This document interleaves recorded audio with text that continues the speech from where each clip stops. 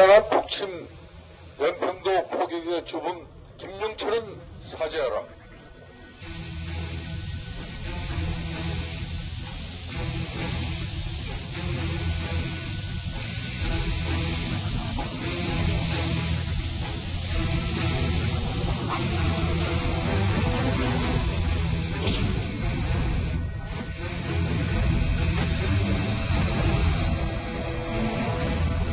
관계는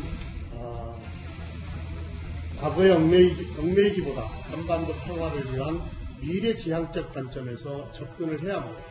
철진한 색깔론만 반복한다면 국민들은 더 이상 자유한국당에 관심을 두지 않고 아마 외면하게 될 것입니다.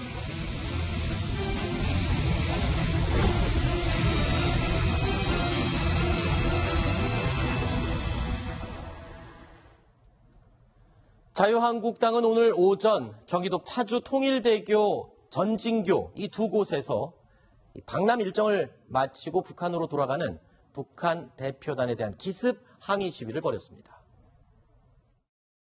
살인전범 김영철은 천안함 46 용사와 연평도 포격 희생자의 죽음을 더 이상 욕되게 하지 마라. 국제적인 전범 김영철이 고개 빳빳이 들고 이 땅을 밟았다는 사실 하나만으로도 이미 충분히 치욕스러운 이 마당에 단 한마디 사죄가 없이 김영철을 돌려보낼 수는 없다. 김영철은 사죄하라. 사죄하고 돌아가라. 자, 자유한국당 의원들의 항의 시위 때문에 저 행사 때문에 대표단 일행 이 차로를 역주행해서 그러니까 일방통행인 주로를 거꾸로 달려서 북한으로 넘어가는 그런 상황이었죠. 그렇습니다. 한국당 의원들이 그 기자들한테 지난 일요일 한국에 올 때만 해도 기자들에게 어느 정도 예고를 하고 전날부터 1박 2일 그 연좌농성을 했었거든요. 그런데 네. 오늘 돌아가는 길에까지 저렇게 시위를 할 줄은 정말 이렇게 기자들에게도 공지가 안 됐었다고 합니다.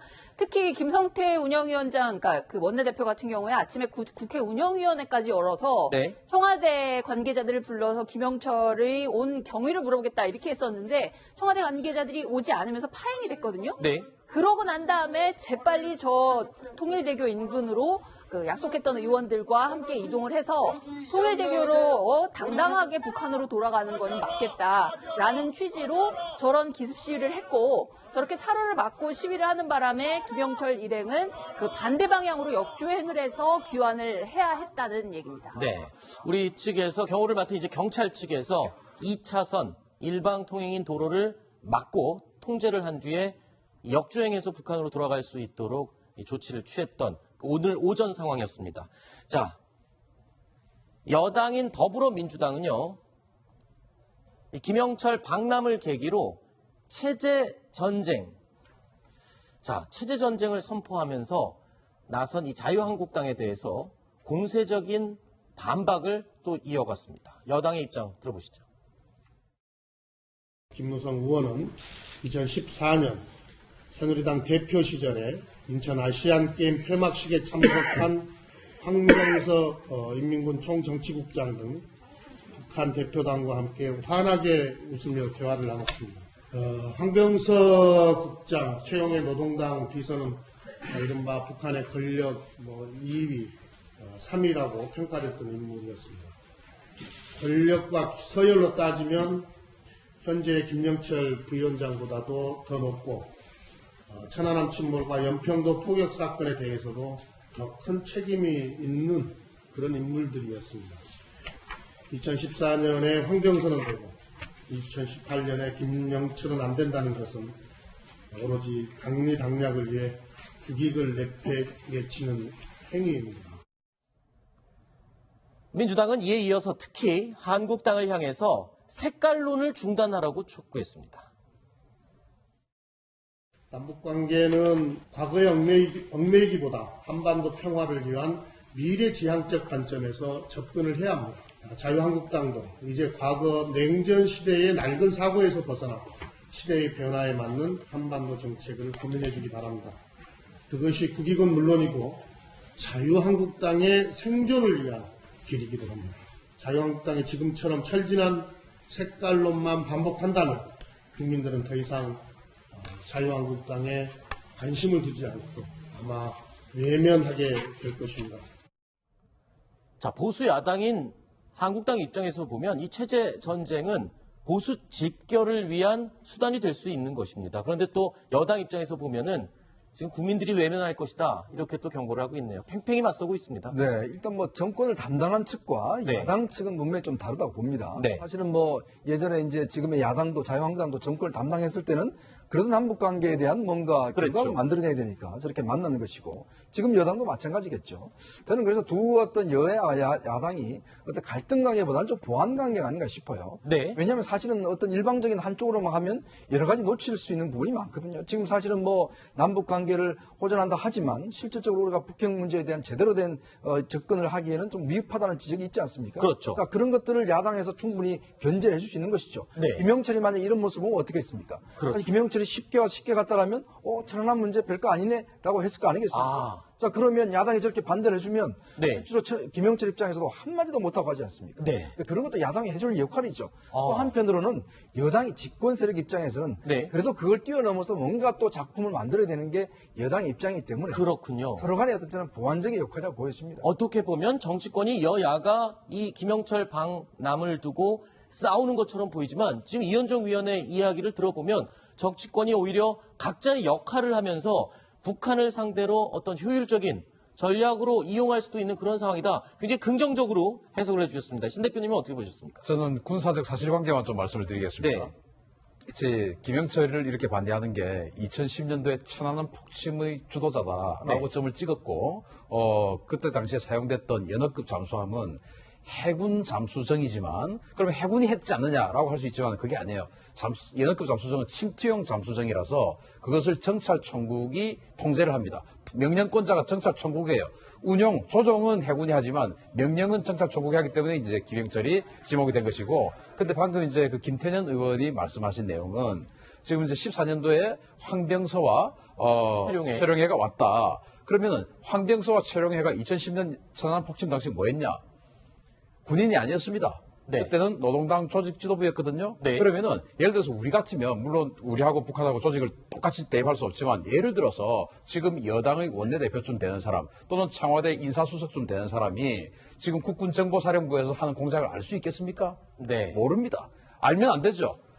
그런 것을 몰랐던 사람하고 그 정보사령관이 명령을 내린 거하고는 완전히 다른 내용이죠. 네. 군사적 사실관계만 말씀드렸습니다. 네네. 하지만 저 이현종 위원님 의견에 동의를 하는데 한 가지만 딱 더 지적을 하자면 결국은 김영철이 와서 그 남남 갈등은 확실히 더 심화된 것 같다는 생각이 듭니다. 상호 보완적인 결론을 낼 수 있을지는 모르겠지만 김영철이 옴으로 인해서 천안함 사건을 재조사해야 된다는 청원까지 등장을 할 지경이었거든요. 네. 그거를 두고 정말 지금 그 우리나라 국민들의 의견이 거의 양쪽으로 극단으로 지금 엇갈리고 있는 상황인데 네. 이런 부분에 대해서는 북핵 문제, 특히 국민의 생명을 지금 가장 지키기 위해서 해결해야 될 북핵 문제가 가장 관심이라는 점을 여야 모두 명심을 하고 임해야 될 것 같습니다. 네.